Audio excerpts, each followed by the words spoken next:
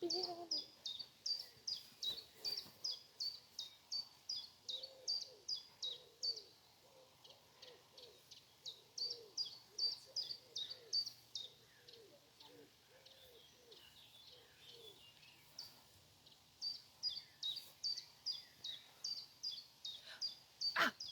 godt I kunne komme.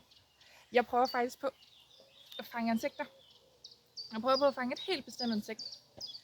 Jeg tror nu altså ikke med sommerfuglen, det egentlig er det helt rigtige, jeg har valgt til opgaven. Men det var lige det, jeg havde. Så lad mig stille det nu. Fordi det, jeg prøver på at fange, det er noget, der er rigtig sejt. Det minder mig lidt om noget, der er i zoo. Det minder mig om dyr, der er i zoo. Det er mit yndlingsdyr i zoo. Det er dyr, der godt kan lide kød. Så er det stribet. Så er det rigtig stort. Et af de største, faktisk det største kattedyr, der findes i hele verden. Nemlig den sibiriske tiger. Ligesom Rosie og Boris. Det dyr, jeg gerne vil finde, det kan også godt lide kød, ligesom tigeren. Det er meget mindre. Men det er nemlig også stribet. Det er nemlig også orange og sort stribet. Og så er det ikke meget større end spidsen af min lillefinger. Det er nemlig noget, der hedder en ådselskraver. Og jeg synes selv, at ådselskraver er mega seje. Og de ser nemlig sådan her ud. De er stribet, ligesom tigeren. Og de kan nemlig også godt lide kød. Men det er jo sådan, at nu står jeg herude i naturen. Og har rigtig mange ting. Og rigtig mange dyr. Men der mangler noget. Det er noget, vi har derhjemme, som er meget stort og grønt. Og som siger bip, bip, bip, bip. Nemlig en skraldebil.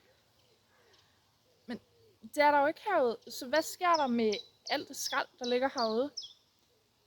Forhåbentlig ikke plastikken. Den skal vi huske at samle op efter os.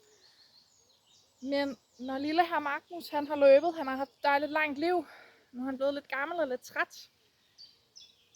Og der er ikke så meget mere. Og han dør, fordi det sker. Han lægger sig. Hvordan lader han ryddet op? Eller hvordan sørger man for, at han går videre, og han giver nyt liv? For det gør han faktisk. Han giver rigtig meget nyt liv, lille herr Magnus. Så når lille herr Magnus, han har løbet, og han er død, så bliver han til det, man kalder et ådsel. Altså et dødt dyr. Og døde dyr er mega vigtige. Men der er jo nogen, der skal rydde dem op, eller ikke rydde dem op. Der er nogen, der skal sørge for, at de giver nyt liv. Og det der ådselsgraveren kommer ind i billedet. Fordi så sidder ådselsgraveren et sted. Så sidder den og snuser og tænker, jeg skal ud i verdenen. Så sidder den og snuser. Og så sker der det, at den på flere kilometers afstand, så kan den simpelthen dufte det her ådsel. Og så tænker den, hov, det var en lugt, jeg egentlig godt kunne lide. Så flyver den afsted. Flyver. Så finder den ådslet, så sætter den sig ned. Hop. Og så sidder den og venter lidt. Så kommer der måske en anden ådselskraver flyvende. Jeg tænker, ej, den var lidt sød, den her ådselskraver. Og hvad de så kan gøre, det er, at de er faktisk mega stærke, sådan nogle ådselskraver. Ligesom myrer også er mega stærke og kan flytte noget, der er meget større end dem selv. Ådselskraver kan faktisk trække mus afsted. For det de gør, det er, at de begynder at grave. Så graver de det her ådsel ned i jorden. Så får de dækket det til. De har det her nye villepar. Og så sidder de dernede. Og så får de lagt sådan nogle æg. De her æg, dem passer de rigtig godt på. Ligesom en lille baby passer de rigtig godt på dem. Og så med tiden, så klækker ægget. Og ud kommer der en lille larve. Og den her larve her, den skal også hjælpe. Og hvad der er ekstremt sejt ved ådselsgraverne, det er faktisk, at de også passer på deres larver. Og så begynder de faktisk at fodre larven med dele af det her ådsel her. Og så bliver ådslet ligesom fjernet, det bliver brudt ned, det giver nyt liv. Og med til, at naturen er sund.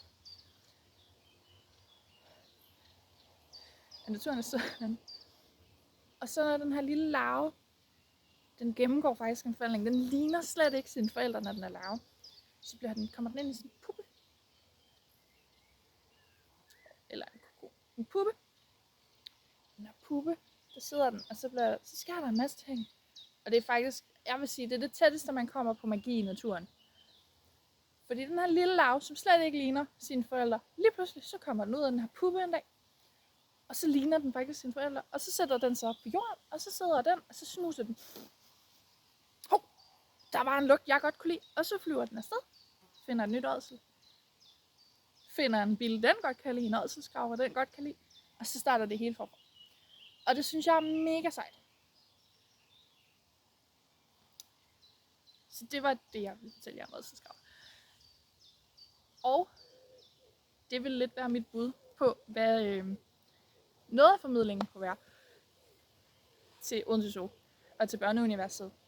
At man ligesom tager et dyr fra zoo, som er meget kendt, eller måske ikke så kendt. Man kunne også tage frøerne, de nye frøer derude, som jo, når de spiser ting, som jo er det, der gør dem giftige, det de spiser. Og så er der larver i den danske natur, som er det engbrændbæger, mener jeg. Når de spiser det, så bliver de giftige. Og så vil man ligesom kunne fortælle om, hvad der er inde i Odense Zoo, samtidig med, at man egentlig også får fortalt om, hvad er der egentlig ude i den danske natur, og hvordan minder noget, der faktisk ikke helt ligner om hinanden. Hvordan minder de om hinanden? Ja. Og så er der også, der mistede jeg lige tråden. Det er super distraherende, så hedder nej. Så mit forslag vil i hvert fald være, at man prøvede at lave den forbindelse med ting i den danske natur, til hvad der kunne være inde i zoo på forskellige tidspunkter, så man ligesom får sat noget på, der er håndgribeligt for børn. Det er ikke så nemt at gå ud og finde ådselsgraver. Der skal man være lidt heldig, eller sætte det rigtigt op.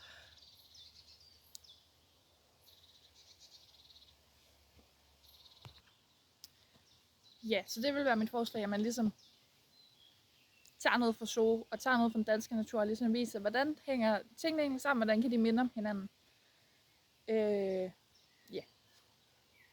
En lille introduktion af mig selv. Jeg hedder Naja. Jeg er 27. Og det er måske ikke, fordi jeg har den største erfaring med at stå foran et kamera. Til gengæld har jeg rigtig meget erfaring med børn. Jeg har været det, der hedder FDF-leder, siden jeg var 16. Så det er jo små 11 år nu efterhånden. Så jeg er ret vant til, at der kommer et lille barn og sådan, hvad er det, og hvordan virker det? Og skulle forklare det. Og i FDF, der har vi en ret stor tradition for noget, der hedder lejrbål. Som er, at man optræder med forskellige sketches, eller dumkonkurrencer, eller man synger, eller laver noget andet. Men især det der med at optræde med sketches, ligesom finde karakterer, lave noget fjollet for børnene, og vise dem, sådan her virker tingene, synes jeg er ret fedt. For et par år tilbage, der lavede jeg lidt skør biolog, der ligesom kom på scenen, og slet ikke kunne finde ud af, hvad det var, vi havde fanget. Og så hjalp børnene altså ligesom at finde ud af det, og så kunne vi fortælle dem lidt om ligesom mariehøner, eller larver, eller noget andet. Så det synes jeg er fedt.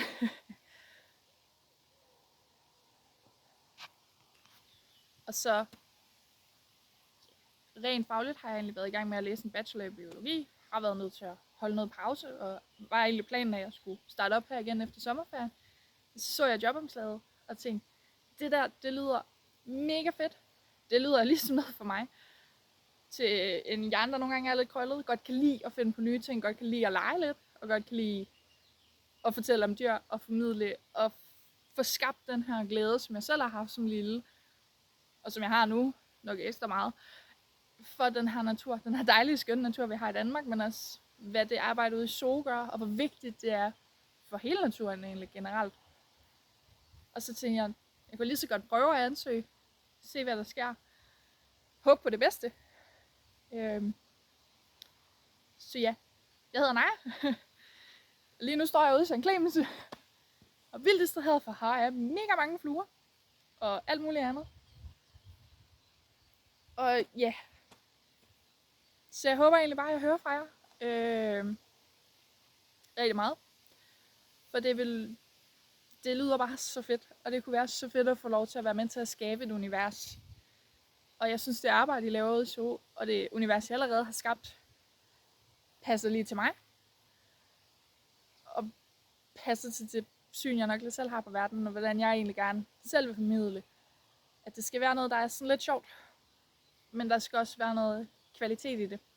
Det skal ikke bare være la, eller hvad man skal sige. Og det synes jeg, at det I gør. Og det er forhåbentlig det, jeg vil kunne hjælpe med at bidrage med. At give den vinkel, som børn synes er sjov. Jeg har selvfølgelig glemt at sige, at jeg har med indskolingen at gøre. Flot. Men jeg har faktisk med indskolingen at gøre i FDF, så jeg er ret vant til at arbejde med 0. 1. og 2. klasse. Men ja, det var egentlig det, jeg havde. Så håber jeg på at høre fra jer.